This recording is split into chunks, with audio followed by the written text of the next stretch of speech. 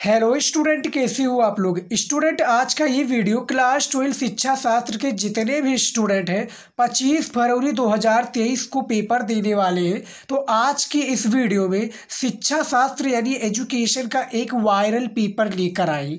ऐसा आएगा 25 फरवरी 2023 को एजुकेशन का पेपर, जिनका टारगेट है 100 में से 95 प्लस लाना।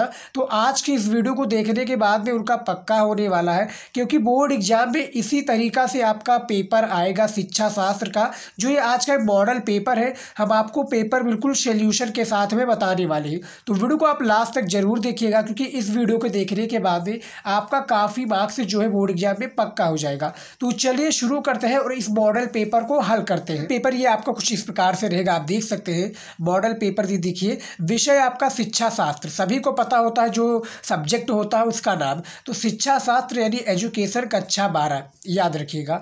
ये आपका होगा पूर्णांक, तो आपको पता ही होगा 100 नंबर का आपका पूर्णांक रहता है शिक्षा शास्त्र का, जो क्लास 12 के स्टूडेंट है। समय सभी को पता है 3 घंटा 15 मिनट बोर्ड एग्जाम में दिए जाते हैं। 3 घंटा आपको पेपर को हल करने के लिए, 15 मिनट जो है पेपर को पढ़ने के लिए। उसके बाद में जो निर्देश दिया गया है, सभी प्रश्न करना अनिवार्य है। प्रश्न संख्या 1 से बहुविकल्पीय प्रकार का है। प्रश्न संख्या 2 से 6 तक निश्चित उत्तरीय प्रश्न है, और प्रश्न संख्या 7 से 12 तक अति लघु उत्तरीय प्रश्न है, जिनमें से प्रत्येक का उत्तर आपको 25 शब्दों में देना है। और प्रश्न संख्या 13 से 18 तक लघु उत्तरीय प्रश्न है, जिनके प्रत्येक जो शब्द सीमा है एक प्रश्न का 50 शब्दों में। और 19 से 21 तक विस्तृत उत्तरीय प्रश्न है, जिसका एक प्रश्न का उत्तर 250 शब्दों के अंतर्गत लिखना है। क्योंकि 10 नंबर का है तो भैया विस्तृत उत्तरीय तो लिखना ही पड़ेगा। उसके बाद में क्या है, सभी प्रश्नों के निर्धारित अंक उसके सम्मुख है, जैसा कि आप देख सकते हैं ये ऑब्जेक्टिव क्वेश्चन वाला। तो सीधा बहुविकल्पीय प्रश्न से स्टार्ट करते हैं। ये यदि आप मॉडल पेपर हल कर दे तो मेरी गारंटी है 30 से 40 नंबर आपका कहीं पर नहीं गया है। इसी तरीका से आपका बोर्ड एग्जाम में भी पेपर आएगा। तो बहुविकल्पीय प्रश्न में क्या दिया है, पहले सबसे पहले देखिए कि प्रत्येक प्रश्न खंड में उत्तर के 4 विकल्प दिए गए हैं, जिनमें से केवल एक उत्तर सही है। सही उत्तर उत्तर पुस्तिका में लिखना है। यानी 4 विकल्प दिए हुए एक प्रश्न का, उनमें से आपका एक सही है, वही आपको उत्तर पुस्तिका यानी बोर्ड की कॉपी में लिखना है। तो चलिए, पहला जो हमारा है क्या है, प्रश्नोत्तर नंबर 1 से आ वाला है कि राष्ट्रीय शिक्षा आयोग क्या है। देखिए, राष्ट्रीय शिक्षा आयोग 1964-66 के अध्यक्ष निम्नलिखित में से कौन थे। यदि आपने हमारा वीडियो नहीं देखा है, जो हमने अभी सुबह ही अपलोड किया है, उसमें हमने इसके बारे में बताया है, जो कि प्रश्न इसके बारे में काफ़ी डिटेल में बताया है कि इसका जो पुनर्गठन हुआ वो कब हुआ। तो उसका वीडियो नहीं देखा तो आप जाइए वो वाला भी वीडियो चेकआउट कीजिए, क्योंकि काफ़ी ज़्यादा इंपॉर्टेंट है। तो यहाँ पर आप मॉडल पेपर को हल कर रहे हैं। तो राष्ट्रीय शिक्षा आयोग ब्रैकेट में आपका क्या दिया हुआ है, देखिए 1964-66 के अध्यक्ष निम्नलिखित में से कौन थे, ये आपको बताना है। 1 नंबर का प्रश्न है, ये 5 क्वेश्चन पूछे जाएंगे, बहुविकल्पीय है। तो देखिए, इनमें से आपका क्या हो जाएगा, इसी प्रकार से 4 विकल्प दिए जाएंगे बोर्ड एग्जाम में, सभी को पता होता है। तो इनमें से आपका क्या हो जाएगा, डॉक्टर दौलत सिंह कटोरी बिल्कुल राइट आंसर हो जाएंगे, क्योंकि कटोरी सिंह जो है इन्हीं का निम्नलिखित अध्यक्ष है राष्ट्रीय शिक्षा आयोग की। उसके बाद में देखिए 12 नंबर क्या दिया हुआ है, प्रक्षेपण विधि द्वारा किसका मापन किया जाता है। जो प्रक्षेपण विधि है 12 नंबर में किसका मापन किया जाता है, ये आपको बताना है। तो इनमें से आपका बुद्धि का, रुचि का, उपलब्धि का या व्यक्तित्व का। तो इनमें से आपका क्या हो जाएगा, व्यक्तित्व इज राइट आंसर। यानी जो प्रक्षेपण विधि है व्यक्तित्व का मापन किया जाता है। उसके बाद में देखिए स्टूडेंट क्या है, 7 नंबर काफ़ी ज़्यादा इंपॉर्टेंट क्वेश्चन है। मिड डे मील, ये आपका प्राइमरी जो स्कूल है उसमें सबसे ज़्यादा चलता है। ब्रैकेट में आपका क्या है, माध्याह्न भोजन, यह है माध्याह्न भोजन। योजना का प्रारंभ कब हुआ, 1990 में हुआ, 1995 में, 2000 में या 2002 में। 4 विकल्प है, इसी के थ्रू आपको एक राइट आंसर बताना है स्टूडेंट, क्योंकि मॉडल पेपर काफ़ी ज़्यादा इंपॉर्टेंट है, खासकर शिक्षा शास्त्र के जितने स्टूडेंट हैं। इस बार 25 फरवरी को पेपर देने वाले हैं, तो इनके लिए काफ़ी ज़्यादा इंपॉर्टेंट है। तो जो आपका इसमें राइट आंसर हो जाएगा, जब मिड डे मील, इनमें से आपका 1995 राइट आंसर हो जाएगा। उसके बाद में क्या है, 10 नंबर देखिए, बोधकालीन शिक्षा का जो प्रारंभ किस संस्कार से होता है। यानी जो बोधकालीन शिक्षा का प्रारंभ है, जब जो एक विद्यार्थी आता है बोधकालीन में यानी पढ़ने के लिए, तो वहाँ पर जो संस्कार किया जाता है, यानी पढ़ने से पहले जो विद्यार्थी जाता है तो उसको क्या कहा जाता है। तो इनमें से आपका प्रवज्जा संस्कार हो जाएगा। और जो आपका फर्स्ट चैप्टर है शिक्षा शास्त्र का, वैदिक कालीन भारतीय शिक्षा, उसमें आपका उपनयन संस्कार होता है। तो ये आपको याद रखना है। बिस्मिल्लाह संस्कार आपका होता है मध्यकालीन भारतीय शिक्षा में, जो कि 4 वर्ष 4 माह 4 दिन की आयु में कराया जाता है। ये आपका क्लियर हो गया। 4 क्वेश्चन हमने बता दिया है। चलिए देखते हैं अगला हमारा क्या आ जाता है। देखिए स्टूडेंट या करके आ चुका है। ये क्या है देखिए कि निम्नलिखित में से कौन सा जन्मजात अभिप्रेरणा का उदाहरण है। ये सबसे ज़्यादा इंपॉर्टेंट क्वेश्चन है और इस पर कोई भी व्यक्ति यदि जो कमजोर छात्र है थोड़ा दिमाग लगाएगा तो इसका ऑटोमेटिक आंसर उसको मिल जाएगा।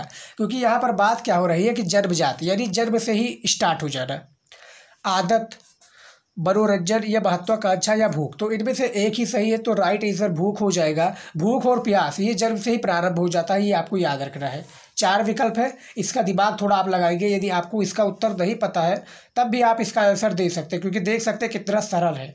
1 नंबर इसमें आपको दे दिया जाएगा। तो टोटली आपका ये 5 क्वेश्चन पूछे जाते हैं, जो कि हमने बता दिया है। अब हमारा आ चुका है निश्चित उत्तरीय प्रश्न। क्या है? निश्चित उत्तरीय प्रश्न। यह भी आपका 5 नंबर का, एक नंबर का 5 क्वेश्चन पूछे जाते हैं। तो इसमें क्या है देखिए, क्योंकि इसमें बताया गया था 1 नंबर पर प्रश्नोत्तर 1 से रहेगा, उसके बाद में 2 से 6 तक क्या है, दूसरे से 6 तक आपका निश्चित उत्तरीय प्रश्न पूछा जाएगा। तो देखिए दूसरा प्रश्न हमारा क्या है कि भारत में अंग्रेजी शिक्षा का महाधिकार पत्र किसे कहा जाता है। तो याद रखिएगा, हमने आपको बताया कि पेपर सॉल्यूशन के साथ में बताऊंगा। आंसर देखिए क्या है, पहला का वुड के घोषणा पत्र को क्या है देखिए क्या है, बहुत सबसे ज़्यादा इंपॉर्टेंट है। पहला नंबर प्रश्न का उत्तर जो कि निश्चित उत्तरीय है कि वुड के घोषणा पत्र को अंग्रेजी शिक्षा का महाधिकार पत्र के नाम से जाना जाता है। यहाँ पर जो आपका पहला प्रश्न था क्या है, भारत में अंग्रेजी शिक्षा का महाधिकार पत्र किसे कहा जाता है, तो जो वुड का घोषणा पत्र है इसी को महाधिकार पत्र के नाम से जाना जाता है। उसके बाद में देखिए स्टूडेंट क्या है हमारा दूसरा या तीसरा प्रश्न रख लीजिए, क्योंकि ये निश्चित उत्तरीय का है तो प्रश्नोत्तर के हिसाब से ही हम चलेंगे। तो यहाँ पर तीसरा क्या है कि थार्डाई द्वारा प्रतिपादित सीखने के नियमों का उल्लेख कीजिए। 1 नंबर का प्रश्न है। तो ये देखिए 3 मुख्य नियम प्रतिपादित किए गए, यानी जो थार्डाई के द्वारा प्रतिपादित ये जो आपका खंड खा है उससे लिया गया ये प्रश्न है। तो इनमें से थार्डाई के द्वारा जो मुख्य नियम 3 प्रतिपादित किए गए हैं, पहला आपका हो जाएगा तत्परता का नियम, दूसरा अभ्यास का नियम, तीसरा प्रभाव का नियम। ये इतना लिख देंगे, 1 नंबर एग्जामिनर आपको दे देगा, जो कि तीसरे प्रश्न में हो जाएगा फिक्स। उसके बाद में देखिए चौथा प्रश्न क्या दिया हुआ है, केंद्रीय शिक्षा सलाहकार परिषद ब्रैकेट में आपका CAB का पुनर्गठन कब किया गया। यानी जो केंद्रीय शिक्षा सलाहकार है ब्रैकेट में आपका इस प्रकार से भी फुल फॉर्म के रूप में पूछा जा सकता है। तो यहाँ पर केंद्रीय शिक्षा जो सलाहकार पुनर्गठन का जो आयोग किया गया है, पुनर्गठन कब किया गया, तो ये देखिए इसका आंसर, इस बोर्ड की स्थापना 1920 में की थी। क्या किया गया था या की थी। इसके बाद 1935 में इसे फिर से गठित किया गया, यानी जो इसका वो है स्थापना बदलता रहता है, याद रखिएगा। तो ये आपको याद रखना, तीसरे का आपका ये राइट आंसर हो जाएगा। उसके बाद में क्या है ये देखिए, ठीक है, 5वां है रुचि के 2 प्रकार बताइए। तो काफ़ी स्टूडेंट तो इसका आंसर जानते भी होंगे जो रुचि का प्रकार है। तो मैं बता दूं 2 प्रकार की रुचि होते हैं। ये देखिए क्या है, कौन कौन से मैं दिखा दूं, जन्मजात रुचि और अर्जित रुचि। ये आपका रुचियों के 2 प्रकार है। यदि आपका यही क्वेश्चन लॉग में पूछ लिया गया तो इसके बारे में आपको पूरा डिटेल में आंसर देना होता है स्टूडेंट, ये आपको याद रखना है। तो यहाँ पर जो चौथा प्रश्न है कि जन्मजात रुचि और अर्जित रुचि 2 के प्रकार है, जो कि रुचि के प्रकार है। उसके बाद में देखिए 6 नंबर क्या है, हमारे देश में पर्यावरण सुरक्षा अधिनियम पारित किया गया। ये वाला भी हमने जो क्वेश्चन है ऑब्जेक्टिव के तौर पर बताया है। यदि आपने वीडियो नहीं देखा तो वीडियो में पहले आप चेकआउट कीजिए, जो हमने आज ही अपलोड किया है। तो हमारे देश में जो पर्यावरण सुरक्षा अधिनियम ये पारित जो किया गया था, ये देखिए क्या है, ये देखिए 5वां है, भारत के संसद द्वारा 1986 में पर्यावरण सुरक्षा जो अधिनियम है ये पारित किया गया। तो ये हमारा 5 जो क्वेश्चन था निश्चित उत्तरीय का हमने बता दिया। आप देख सकते हैं इसका आंसर, हमने 5 बहुविकल्पीय प्रश्न का आंसर बताया, 5 निश्चित उत्तरीय का बताया। तो 10 नंबर तो आपका इसमें फिक्स हो जाएगा, ये आपको याद रखना है।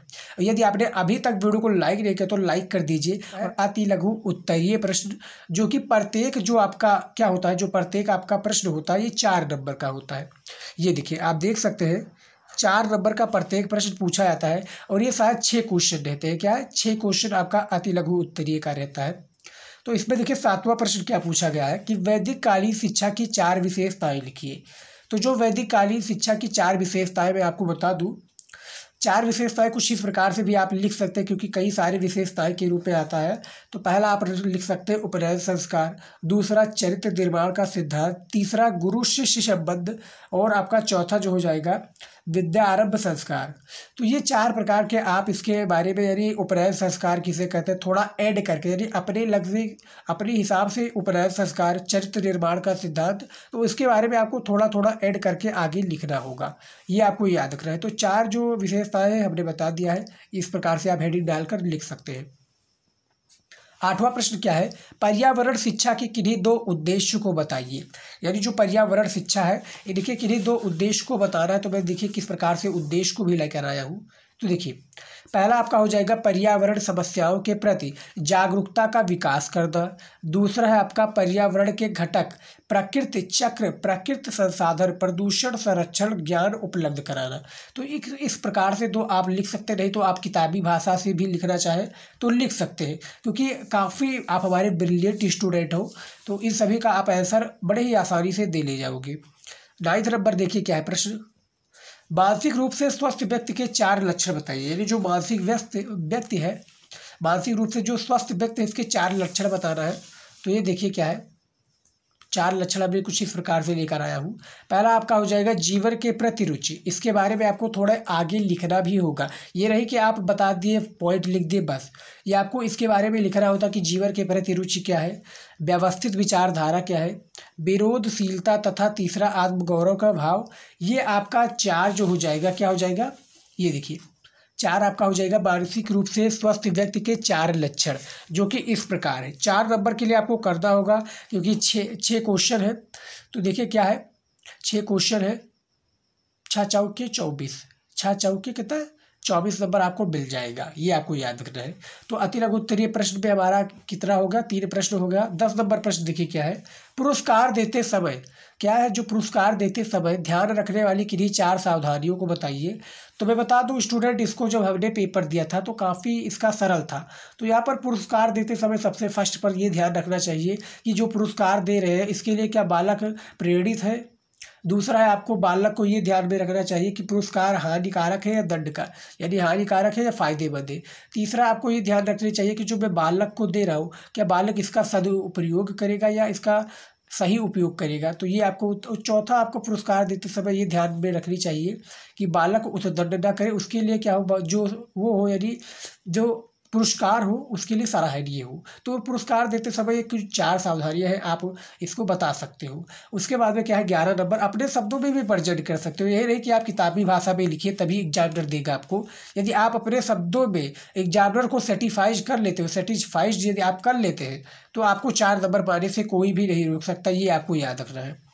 उसके बाद में देखिए क्या है, 11 नंबर बुद्धि और उपलब्ध परीक्षण में अंतर स्पष्ट कीजिए। क्या है, जो बुद्धि और उपलब्ध परीक्षण है इसमें आपको अंतर स्पष्ट करना है। 4 नंबर का प्रश्न है। तो बुद्धि किसे कहते हैं और उपलब्ध परीक्षण, इसका दोनों जमीन आसमान का भेद है। तो इस पर भी हमने वीडियो बनाया, यदि आपने नहीं देखा है तो जाइए वो वीडियो भी आप प्लीज चेकआउट कीजिए। 12 नंबर देखिए क्या है, स्त्री शिक्षा की किन्हीं 4 समस्याओं को आपको बताना है। तो मैं बता दूं, इसकी जो स्त्री शिक्षा की 4 समस्याएं कुछ इस प्रकार से है। पहला आपका हो जाएगा क्या है, सामाजिक असमानता, यानी समाज में इसका क्या प्रभाव पड़ेगा कि स्त्री जा रही है। दूसरा विद्यालयों की कमी। तीसरा आपका क्या हो जाएगा, घरेलू काम या घरेलू कामकाज से छुटकारा न पाना। चौथा आपका हो जाएगा जो कि समाज में क्या दुर्भाव पड़ेगा, और स्कूल विद्यालयों की कभी उसकी प्रेरित न होना। तो स्त्री शिक्षा की कुछ 4 समस्याएं अपने भाषाओं में भी आप लिख सकते हैं, जो कि स्त्री शिक्षा के लिए उत्तरदायी। 4 समस्याओं के बारे में बताना है, छोटा छोटा बताना है, 1-1, 2-2 नंबर का बता देंगे, आपको 4 नंबर एग्जामिनर दे देगा। तो ये 6 क्वेश्चन जो हमारा था, क्या अति लघु उत्तरीय प्रश्न हमने बता दिया है, इसको भी आप तैयार कर लीजिएगा। अब हमारा आ जाता है यहाँ पर लघु उत्तरीय प्रश्न। क्या है, ये भी आपका 6 नंबर का एक प्रश्न है, और ये भी शायद कितना नंबर 5 क्वेश्चन बोर्ड एग्जाम में ये पूछा जाता है। तो देखिए कहा है 6×5 = 30, क्या है 6×5 = 30। तो लघु उत्तरीय प्रश्न में देखिए क्या है, 13 नंबर समाज शिक्षा ब्रैकेट में आपका प्रौढ़ शिक्षा के उद्देश्यों पर प्रकाश डालिए। ये आपका बुक में सारे क्वेश्चन का आंसर मिल जाएगा, तो जाइएगा अपने ढूंढिएगा, नहीं तो आप जो भी क्वेश्चन ढूंढेंगे आपको बुक में ही ढूंढने को मिलेगा, क्योंकि कहा गया है बुक से जो एग्जामिनर है कहीं बाहर नहीं पूछता, आपका कोई क्वेश्चन आपकी बुक से ही लिया गया है। 14 नंबर देखिए क्या है, व्यक्तिगत तथा सामूहिक बुद्धि परीक्षण में अंतर स्पष्ट कीजिए। जो व्यक्तिगत तथा सामूहिक बुद्धि है इसमें आपको अंतर स्पष्ट करना है, बिल्कुल डिटेल में इसका आंसर देना है।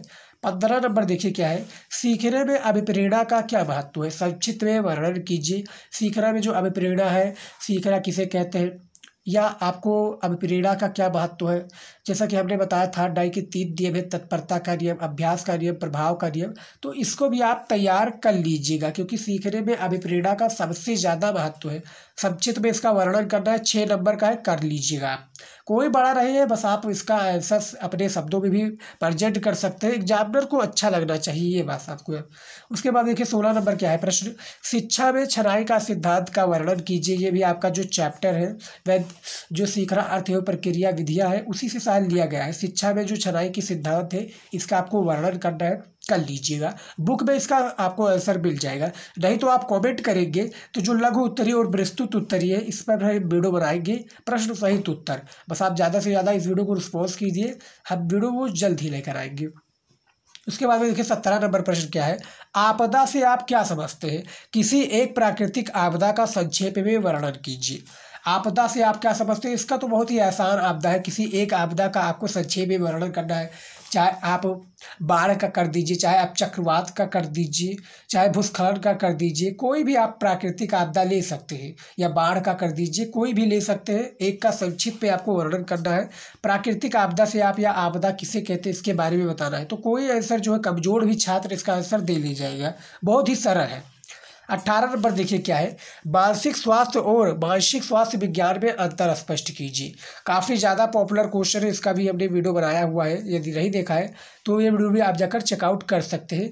यहाँ पर प्रश्न को पहले समझिए कि मानसिक स्वास्थ्य और जो मानसिक स्वास्थ्य विज्ञान है, यहाँ पर इसको दोनों में डिफरेंस बताना है, अंतर बता रहा है कि दोनों का अंतर क्या है, इसको आप तैयार कर लीजिएगा। उसके बाद में देखिए क्या हमारा आ चुका है विस्तृत उत्तरीय प्रश्न। ये भी काफ़ी ज़्यादा इंपॉर्टेंट क्वेश्चन है और ये आपका 10 नंबर का एक प्रश्न होता है।